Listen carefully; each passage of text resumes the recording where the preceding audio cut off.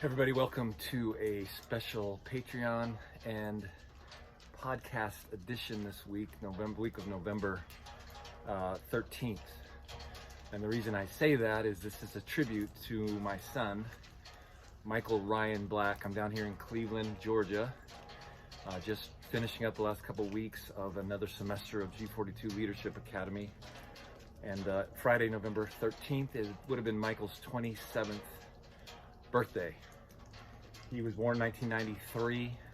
His birth mother, my first wife, was fully and completely convinced that he was a girl, and in fact named him a girl's name and done his room in girls' colors. And despite what the doctors kept telling us over and over through ultrasounds and different things that he was a boy, she refused to hold that and believe that. So was he born into some confusion?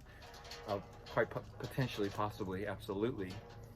He was a rambunctious child, toddler. He would drag his little brother around by his leg down the steps to bring him to us. He would jump to me from the third step as barely a child who could walk. And then he would go to the fifth step, and then he would go to the seventh step, and he would dive into my arms. And then he couldn't understand why I wouldn't let him do that from the top step. As a baby and he began to crawl, he wouldn't let his knees touch the ground. He would not touch his feet to grass, but he would crawl on his hands and his feet. He would not crawl on his knees. He refused to. And so he was a wild man. Natural student. Very, very smart. Was nothing for him to get straight A's. He didn't even have to work for it. Natural athlete, All-American football player, USA rugby player, could have done anything with baseball that he wanted. He was a phenomenal athlete. And so, as he grew, he always felt things at a deeper level than most people. When I had to fight for his life, for custody. He was taken from me. All three of my boys were, as you know our story, and I hadn't seen him for 30 days. And I was driving in downtown Colorado Springs and saw him and his brothers walking with their birth mom, and I stopped my truck and called them over, and they ran to me and jumped in my truck.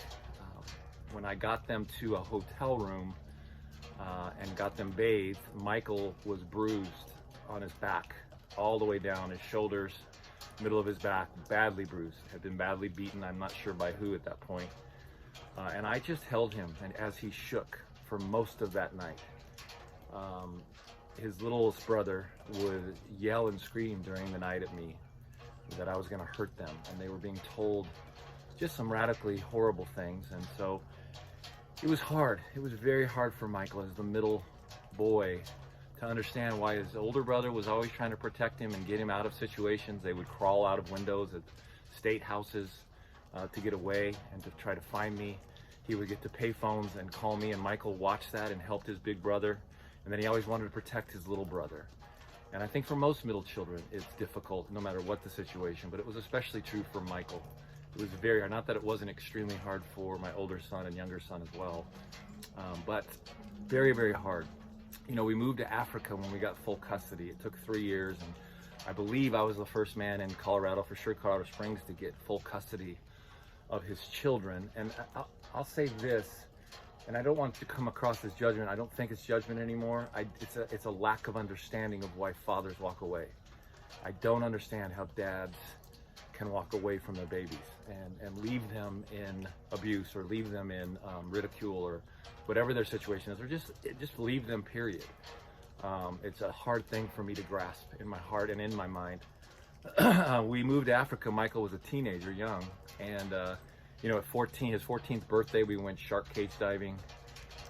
He was a little bit afraid, but embraced it and went in, and we stayed in for hours and let these great white sharks bash into the cage and swim by us, and it was incredible. He led a team of NFL football players into the jungles of Africa, serving orphans when he was 14, 15 years old, for a month at a time. He would go with our teams, our World Race squads, and he would lead. And those young people that went with him into the jungles of Africa, the NFL players, would come back to me and say, who is this kid? He leads like he's in his late 20s. He leads like a man, and he's not afraid of anything. And it's just who Michael was. Coming back from Africa, getting kicked out and going back to Colorado Springs was a mistake that I made. It was a 7-year drought of losing companies and almost losing my marriage, my second marriage to my wife, 20 years now, Lisa Marie. Michael began to experiment with drugs. He got to go see his birth mother again. She got him involved in some very dark things. And he was doing some underground drug partying with the cartel that I knew nothing of. Now, I wasn't as attentive as I should have been. I did ask questions. We still met as a family every Sunday. I still coached. I still was very involved in their lives. But I maybe just pushed it away and didn't want to know how deep and how dark the drug use was. And as he got older, 17, 18, his grades started to go down. He began to stay out for days at a time. We knew there was some major things going on, but I always thought, because we were such a strong knit, such a tight family, that we would make it. And by the time Michael was 19, he was lost. He did have a full ride rugby scholarship. He had been playing USA rugby, but I went to a rugby tournament with him and his brother in Salt Lake City. I think he was 18 at the time, and they won the tournament. They were the champions, and we went to a hotel, and I saw Michael in the corner with his buddies downing beer after beer after beer. My heart was just sinking, and I didn't know how to reach my son or get to my son. And so I was losing him, and I knew that. And as you know, at 19, he went to prison, and I left him there. He got in trouble, and he tried to leave the country with all of my father's and my guns. He'd stolen all of our stuff. We went camping, and our house was basically empty when we got home. And I called the police, and they had helicopters, and they chased him down on the highway, and they arrested him. And I left him in jail for a few days. He called everyone else but me to bail him out, and no one would bail him out because they knew not to. When he finally did call me 4 or 5 days into it, he's like, "Daddy, I'm gonna die in here. Please come and get me." I did. I went in, I grabbed him. We held one another for maybe an hour in front of the jail, the prison in South Colorado Springs. And we drove home and had just incredible talks. He wanted to turn his life back over to God. He wanted to do what the family values were again. He wanted to confess to me all the things that had happened with his birth mom and with the drug cartel, and what he was doing underground with the raves, and kind of leading the underground rave movement in Colorado Springs, which Colorado Springs is a cesspool for this. It's one of the #1 counties, El Paso County, in the country for suicide. There's lots and lots of drugs, lots of young men and women that are taking their lives, and it's a spirit, and I don't blame it on that. I mean, I do fight the enemy, but I don't blame what was happening to him on just that. He was making bad choices. And so when I finally got him home, he confessed, did not want to go back to school. I told him to go finish. His scholarship was reinstated. And when he was driving away, as most of you have heard, he looked back at me, and I knew I would never see him again. And I let my oldest son kind of dictate that and make those decisions, and I understand why he did that. And I was letting him lead because they were together, and I trusted that. And I still do. I still trust what my oldest son was doing. And so, you question yourself, and you look back so many times, and you blame yourself, and I still do. I had a therapist ask me last night, and I'm just a friend of mine, and she said, have you ever gotten therapy for Michael's death? And I said, no, not professionally. And she said, do you still go on spouts of long depression? And I said, no. I said, I know when I could go deep and dark, and I don't know why. It still feels like it happened yesterday, when it's his birthday, or on the date that it happened in April. He had to die, very violent death. The police have a lot of conspiracy theories of why he died such a violent death, and why he took his life the way that he did. And they're very convinced that that's what he did. I still have people come to me just last month in Colorado Springs and tell me that he didn't take his life, that he was murdered, and that his friends were murdered and not, they didn't take their lives. And you know, the truth is none of that actually really matters anymore. What matters is how I hold Michael in my heart, and how I allow this pain that is so relevant and so real and could take me out at times still. I'll be somewhere traveling and I'll think I'll see him, or I'll smell him, what he smelled like. Again, we were super, super close, just very close. And so that can take me out for a moment, or for a half a day, or maybe November 13th this year, I won't be able to function very well and I just need to be away, and that's okay. And I've kind of built systems around that. But the thing that I want you to take away, and that I will always take away, is that that pain has to continue to transform me into a father, and not just a normal father, into a father that can actually walk in a room and shift the spirit of a room. A father that doesn't need to do that for his ego anymore at all, but a father that can walk in and know that the room is safe and things are okay, and everyone in the room can sense that even before I get there.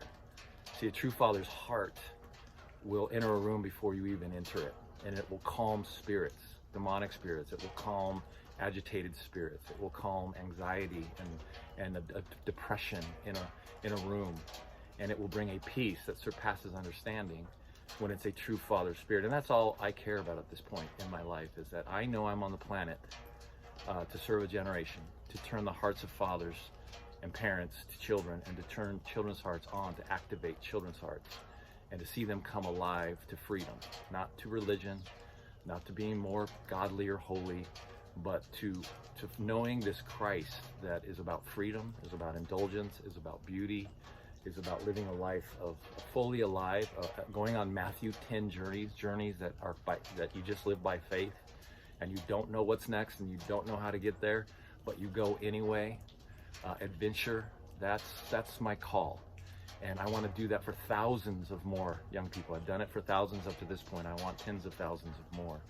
And you know, it's something that one of my interns said to me in Spain at our last graduation. He said, you know, I'm glad I have the Gary Black on the other side of Michael.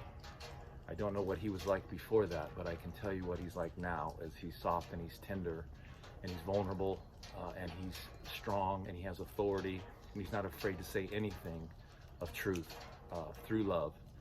And you know, at first that kind of hit my spirit wrong, and then I owned it, and that's honestly who I want to be, and I think that's who Michael wants me to be. I think if Michael's watching, I don't know how death works, I know he's at rest. If he's watching, and sometimes I feel him and sometimes I can sense him, I think that that's how he would be celebrating me today, us as a family.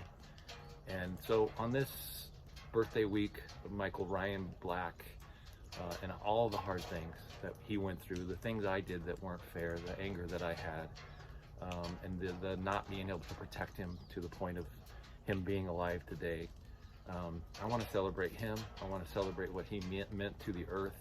You know, there were thousands at his funeral, and they made wristbands and bumper stickers, and they just celebrated him, and they still do. I can go anywhere, especially in Colorado, and run into somebody who loved him and knew him, and that he changed their lives. We get so many notes and so many comments and so much every time this time of year comes around, of people that we didn't even know life that he just changed because of who he was. And the slogan the kids came up for him is "Love like Mike."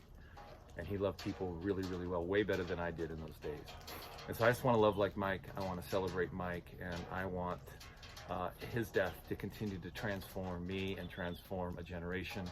And so I just want to bless you today. Thanks for listening and watching this. If you're watching this on Patreon, join us. We're just trying to build up our monthly support as we move back into the States with G42, and trying to figure that out financially, trying to figure that out with interns and what pool we're going to fish from. The world race is very low, lost millions of dollars through COVID, and we're just all rebuilding and all trying to figure it out.